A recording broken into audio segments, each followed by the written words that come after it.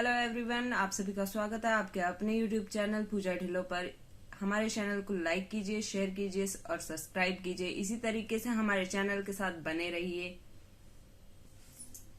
आज हम स्टार्ट करेंगे क्लास 10th का चैप्टर 1 केमिस्ट्री का चैप्टर 1 स्टार्ट कर रहे हैं, जिसका नाम है केमिकल रिएक्शंस एंड इक्वेशंस। इसके अंदर हम पढ़ेंगे केमिकल रिएक्शंस क्या होती हैं, इक्वेशंस क्या होती हैं। तो फर्स्ट टॉपिक है हमारा chemical reactions.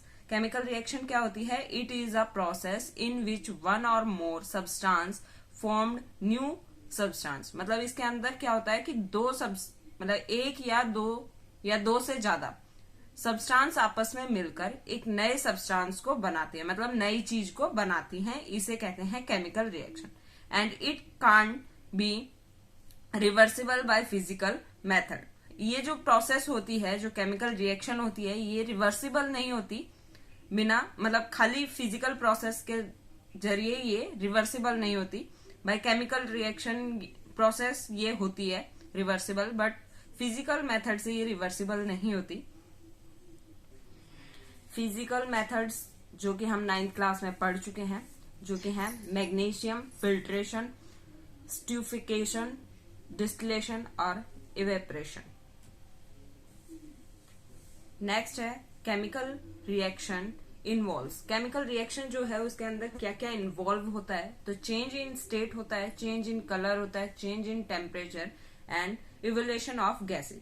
Change in state क्या होता है, मतलब क्या टर्म है ये? तो उसके अंदर हमें पता होना चाहिए चेंज इन स्टेट कैसे होता है। केमिकल रिएक्शन जो होती है वो पहले जो सब्सटेंस होता है उसके अंदर केमिकल रिएक्शन होने के बाद जो दूसरा सब्सटेंस है उसका जो स्टेट होता है वो चेंज हो जाता है। मान लीजिए जो आपकी केमिकल रिएक्शन है उसके अंदर जो पहला सब्सटेंस है वो कोई सॉलिड है, और उसके बाद उसकी जब रिएक्शन हम करवाते हैं केमिकल रिएक्शन, तो उसके बाद जब वो प्रोडक्ट बनाएगा तो वहां पे जो उसका स्टेट होगा वो या तो गैसियस स्टेट में चेंज हो जाएगा या लिक्विड में चेंज हो जाएगा। यानी सॉलिड से लिक्विड या सॉलिड से गैस में चेंज होना, ये इसका स्टेट चेंज होना होता है। इसी प्रकार से चेंज इन कलर, यानी जब हम कोई भी रिएक्शन करवाते हैं उसके अंदर कोई सब्सटेंस अगर येलो रंग कलर का है, रिएक्शन होने के बाद हो सकता है वो रेड हो जाए, ब्लू हो जाए या किसी भी कलर में चेंज हो सकता है। ये इसका चेंज इन कलर होता है। इसी प्रकार टेम्परेचर में भी चेंज आता है और इवोल्यूशन ऑफ गैस में भी चेंज आता है। इसके अंदर हमारा जो डेली रूटीन होता है लाइफ का, या डेली लाइफ जो हमारी है उसके अंदर जो केमिकल रिएक्शंस हैं उनका क्या प्रभाव पड़ता है या क्या इफेक्ट पड़ता है। तो उसके कुछ एग्जांपल हैं, जैसे डाइजेशन ऑफ फूड, हम खाना खाते हैं उसका पचना, रेस्पिरेशन, हम जो सांस लेते हैं वो, ये भी आता है केमिकल रिएक्शन में ही आता है। Rusting of iron, formation of curd, हम दही बनाते हैं वो भी केमिकल रिएक्शन है। हमारे गेट जो लोहे के होते हैं उनमें अगर जंग लग जाता है वो भी क्या होती है? केमिकल रिएक्शन होती है। ऐसी बहुत सारी रिएक्शंस हैं जो हमारी डेली लाइफ में होती हैं। इसमें रिएक्टेंट और एक प्रोडक्ट होता है जो हमारी केमिकल रिएक्शंस होती हैं। तो रिएक्टेंट क्या होता है? Who take part in chemical reaction, मतलब जो कि पार्ट लेता है, भाग लेता है हमारी केमिकल रिएक्शंस के अंदर, वो हमारा रिएक्टेंट होता है। रिएक्टेंट ऑलवेज लेफ्ट साइड लिखा जाता है और प्रोडक्ट हमेशा राइट साइड लिखा जाता है। प्रोडक्ट क्या होता है? The substance which are formed in a chemical reaction, मतलब जब रिएक्शन हो जाती है हमारी केमिकल रिएक्शन, उसके बाद जो सब्सटेंस बनता है वो हमारा होता है प्रोडक्ट। इसके कुछ एग्जाम्पल हमारी जो एनसीईआरटी बुक है उसके अंदर दिया गया है, जैसे कि when magnesium ribbon burn in air, अगर हम जो मैग्नीशियम रबड़ है उसको हवा के अंदर जलाएंगे, हवा यानी यहाँ ऑक्सीजन होता है, क्योंकि जब हम आग जलाते हैं तो उसको जलने के लिए ऑक्सीजन की जरूरत होती है।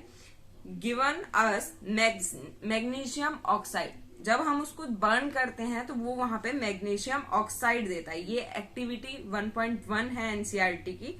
तो यहाँ पर जो मैग्नीशियम रिबन है और जो एयर है, एयर जो हमने ऑक्सीजन ली है, वो यहाँ पे रिएक्टेंट है, और जो हमें प्रोडक्ट मिला है वो मैग्नीशियम ऑक्साइड मिला है। इसका फॉर्मूला और इसकी बैलेंसिंग वगैरह हम आगे पढ़ेंगे। नेक्स्ट इसमें हमारा chemical equation.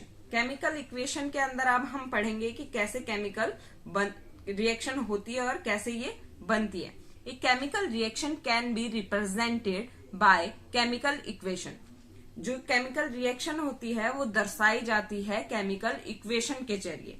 It involves uses of symbols of substance. मतलब ये जो रिएक्शन है हमारी केमिकल इक्वेशन जो हम कर रहे हैं केमिकल रिएक्शन की, यहाँ पर जब हम किसी चीज को लिखते हैं तो वो हम बाय सिंबल्स लिखते हैं सब्सटेंस के। जैसे कि मान लीजिए हमने अभी पीछे पढ़ा कि मैग्नीशियम रिबन को हम बर्न कर रहे हैं एयर की प्रेजेंट में, तो वहां पर जो मैग्नीशियम है उसका सिंबल लिखेंगे हम और ऑक्सीजन का सिंबल लिखेंगे, फिर उनकी रिएक्शन करवाएंगे फर्दर।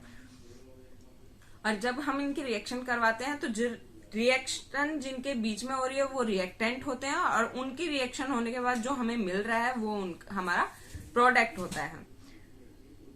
और ये सब इनके हम यहाँ पे जो दर्शाएंगे वहां पे हम इनके फिजिकल सिंबल भी दिखाएंगे। इनके जो फिजिकल स्टेट्स जो हमें लिखने होते हैं इनके साथ रिएक्शन में, वो सॉलिड होते हैं, लिक्विड और गैस, एक्वस। तो हमें यहाँ पे एक टर्म और मिली कि एक्वस क्या होता है। तो एक्वस सॉल्यूशन क्या होता है? It is a solution in which solvent is water. ये एक ऐसा सॉल्यूशन होता है जिसके अंदर जो सॉल्वेंट होता है वो वाटर होता है, और जो सॉल्यूट होता है तो वो जो सॉल्यूट है जो वाटर के अंदर सॉल्वेंट मतलब सॉल्यूशन बना हुआ है, तो उस सब्सटेंस को हम एक्वस बोलेंगे। और यहाँ सॉल्वेंट क्या हुआ? वाटर।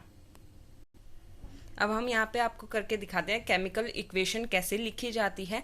तो हमारा जो हमने पीछे एग्जांपल पढ़ा था, मैग्नीशियम रिबन को जब हमने बर्न किया in the present of air तो हमें मैग्नीशियम ऑक्साइड मिला था। तो हम यहाँ पे लिखेंगे कि मैग्नीशियम जो है हमारा Mg, उसको हमने बर्न किया in the present of O2, oxygen की प्रेजेंट में हमने उसको बर्न किया और हमें मिला मैग्नीशियम ऑक्साइड। अब ये हमारी क्या हो गई? केमिकल इक्वेशन हो गई। इस केमिकल इक्वेशन को जब हम लिखते हैं, अब हमें यहाँ बैलेंसिंग भी देखनी है इनकी। हमारा यहाँ मैग्नीशियम सिंगल है, यहाँ भी हमारा मैग्नीशियम सिंगल है, बट यहाँ हमारा ऑक्सीजन डबल में है और यहाँ हमने ऑक्सीजन सिंगल में लिया है। जब हम इक्वेशन को बैलेंस नहीं करते और ऐसे ही लिखते हैं तो उसको स्केलेटन केमिकल इक्वेशन कहते हैं। और जो ये एरो है ये हमारा रिएक्शन को, जो रिएक्शन है उसकी जो डायरेक्शन होती है यानी दिशा होती है उसको प्रेजेंट करता है ये एरो, कि हमारी जो रिएक्शन है वो किस डायरेक्शन में हो रही है। जो ये एरो है इसके टेल साइड में हमारा रिएक्टेंट होता है और हेड साइड में ये हमारा प्रोडक्ट होता है। इसको बैलेंस हम कैसे करेंगे? देखिए, जैसे यहाँ O2 है तो हम यहाँ पे 2 लगा देंगे और हमारा ऑक्सीजन बैलेंस हो जाएगा। तो हमें देखना है कि मैग्नीशियम यहाँ पे 2 हो गए हैं और यहाँ मैग्नीशियम 1 है, तो हम यहाँ पे भी क्या कर देंगे? इसके आगे 2 लिख देंगे। अभी हमने ऊपर पढ़ा था कि इनके साथ हम इनके फिजिकल स्टेट भी लिखते हैं, तो हमें वो भी यहाँ पे लिखना है। जैसे मैग्नीशियम यहाँ पे सॉलिड है और हमारा ऑक्सीजन यहाँ पे गैस है क्योंकि ये एयर थी, और फिर जब ये रिएक्ट करते हैं तो हमें दोबारा से क्या मिलता है? सॉलिड। तो आज के लिए इतना ही। अगर इसमें कोई डाउट हो तो आप हमें कमेंट करके पूछ सकते हैं। हमारे चैनल को लाइक कीजिए, शेयर कीजिए और सब्सक्राइब कीजिए। हमारे साथ ऐसे ही बने रहिए, हम ऐसे ही अपना हार्ड वर्क करते रहेंगे। Thank you for watching our video.